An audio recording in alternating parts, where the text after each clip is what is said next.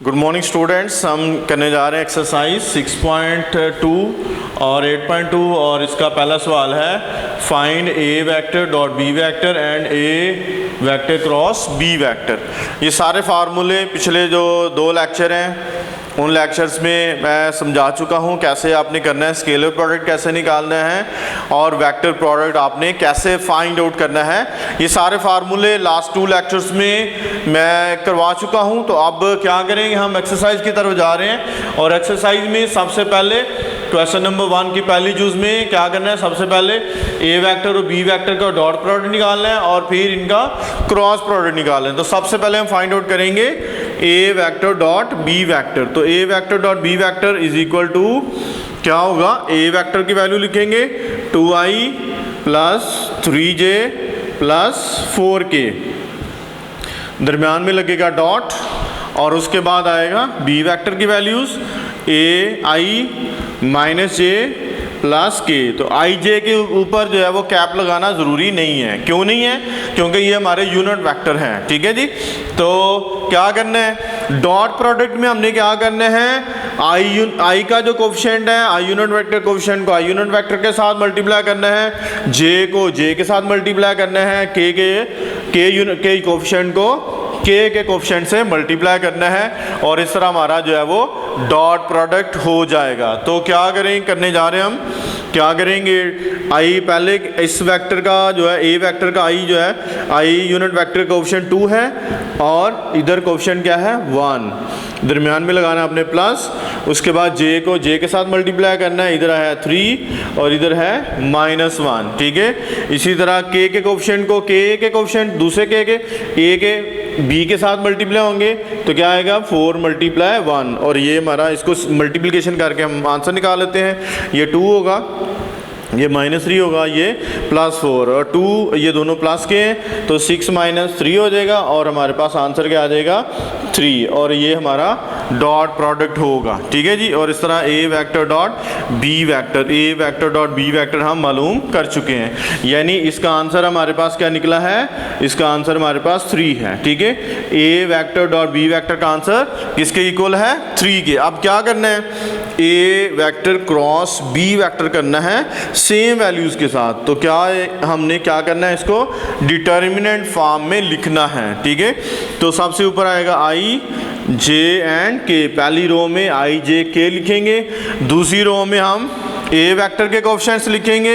ए vector के coefficients हैं 2, 3 and 4 और फिर हमने क्या लिखने हैं, तीसरी रो में बी वेक्टर के कोफिशिएंट, इधर 1 है, इधर है -1 और इधर है 1 और इस तरह ये हमारे पास जो है हमने कोफिशिएंट्स जो हैं वो ए वेक्टर के और बी वेक्टर के लिख लिए। इसको हमने डिटरमिनेंट फॉर्म में लिखना है तो इसका मतलब हमने सीधी लाइन लगानी है। ठीक है जी।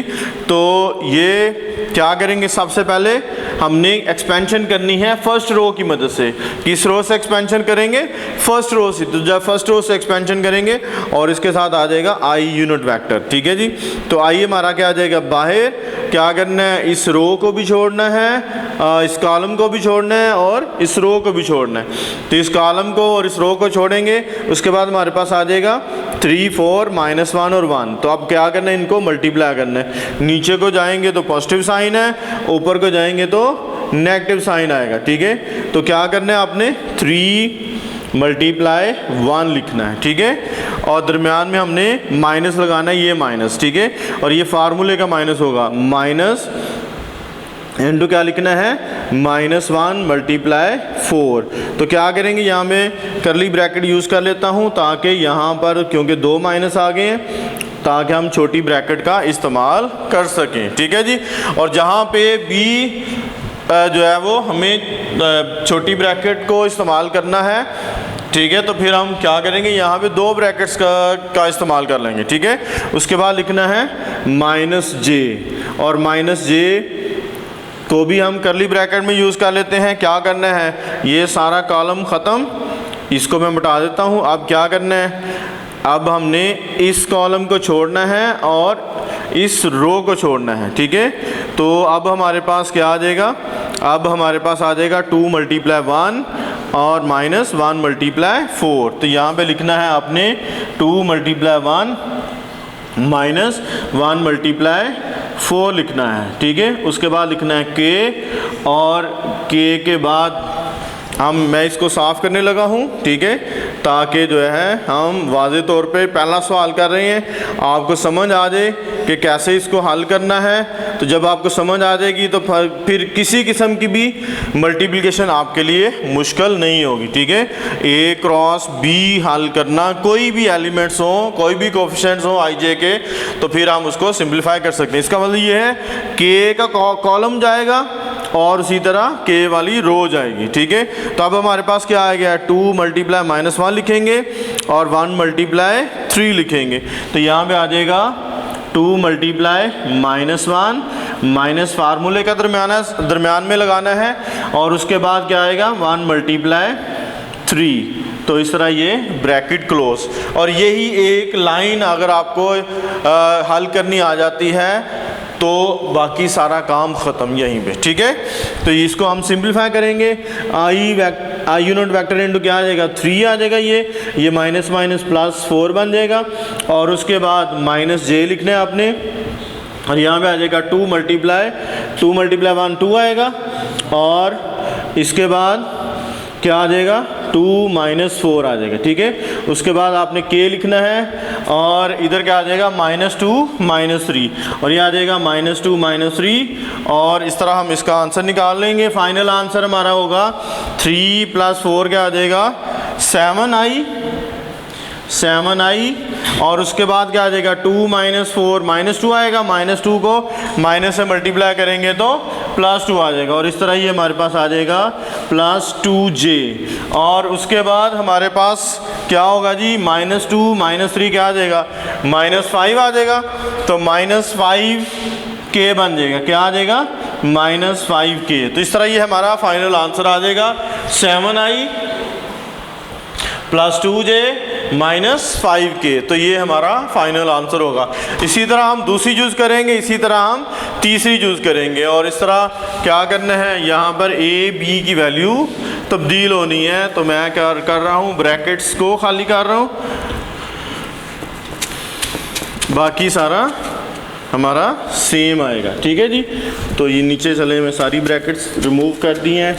अब क्या करना है, पहले डॉट प्रोडक्ट निकालना है, a की वैल्यू फाइंड करनी है, फिर b की लिखने लगे हूँ मैं। a की वैल्यू हमारे पास दूसरे जूज़ की, पहले सवाल की दूसरी जूज़ है, उसमें a वेक्टर की वैल्यू है i + j + k, i + j + k, और b वेक्टर की वैल्यू है 5i + 2j - 3k, 5i + 2j - 3k। तो इस तरह यहाँ पे आ जाएगा i + j + k, और यहाँ पर हमारे पास आ जाएगा डॉट 5i + 2j - 3k। तो क्या करना है, i के कोफिशिएंट को i से मल्टीप्लाई करना है, 1 × 5 आ जाएगा, प्लस इसको j के कोफिशिएंट को j से मल्टीप्लाई करना है, 1 × 2 आ जाएगा, और k के कोफिशिएंट को k से मल्टीप्लाई करना है, 1 × -3 आ जाएगा, और यहाँ पे आ जाएगा 5 को 1 से मल्टीप्लाई करेंगे 1, और ये 2 आ जाएगा, और यहाँ पे -3। इस तरह क्या बन जाएगी, ये 7 - 3 क्या बन जाता है 7 - 3, और किसके इक्वल होगा 4 के। इस तरह a vector dot b vector का आंसर हमारे पास आ चुका है, ठीक है। इसी तरह क्या करना है, यहाँ पे i j और k लिखना है। तो i के कोफिशिएंट है 1 1 1, सॉरी a वेक्टर के कोफिशिएंट है 1 1 1, और b वेक्टर के कोफिशिएंट होंगे 5 2 -3, ठीक है जी। तो हम क्या करेंगे, अब इसको सिंप्लीफाई, इधर क्या आना है i आना है, और करली ब्रैकेट लगा दी है। क्या करना है, ये कॉलम छोड़ देना है, ये रो छोड़ देनी है, क्या आएगा 1 × -3, और उसके बाद इन दोनों का मल्टीप्लाई करना है, और ये आ जाएगा माइनस फार्मूले का सेंटर में आएगा, और 2 × 1 आ जाएगा, और उसके बाद क्या लिखना है -j, और -j लिखने के बाद क्या करना है, मैं ये मिटा देता हूँ ताकि दोबारा आपको समझ आ जाए, ठीक है जी। अब क्या करना है, ये एक और रो तो हमारी ख़त्म होनी है, ठीक है जी। अब क्या करना है, हमने ये कॉलम छोड़ना है, ठीक है। तो ये कॉलम छोड़ेंगे तो क्या आएगा 1 × -3, यहाँ पे ये 1 × -3, और 5 × 1, 1 × -3, सॉरी 5 मल्टीप्लाई 1 आएगा। और उसके बाद आपने क्या करना है, प्लस के लिखना है, उसके बाद प्लस के, और इसको कॉलम में हम कर्ली ब्रैकेट में लिखेंगे तो क्या होगा, अब हमारे पास के वाली रो जो है वो ख़त्म हो जाए, रो वही रहेगी, कॉलम ख़त्म होएगा, ठीक है। तो के वाला हमारा कॉलम ख़त्म। अब क्या आएगा, 1 मल्टीप्लाई 2 और 5 मल्टीप्लाई 1, 1 मल्टीप्लाई 2 माइनस 5 मल्टीप्लाई 1 आ जाएगा। तो इसको सिंप्लीफाई करेंगे तो क्या आ जाएगा, आई एन टू माइनस 2 होगा, और उसके बाद माइनस जे इंटू क्या होगा जी, -3 -5 होगा, प्लस के इंटू होगा 2 - 5।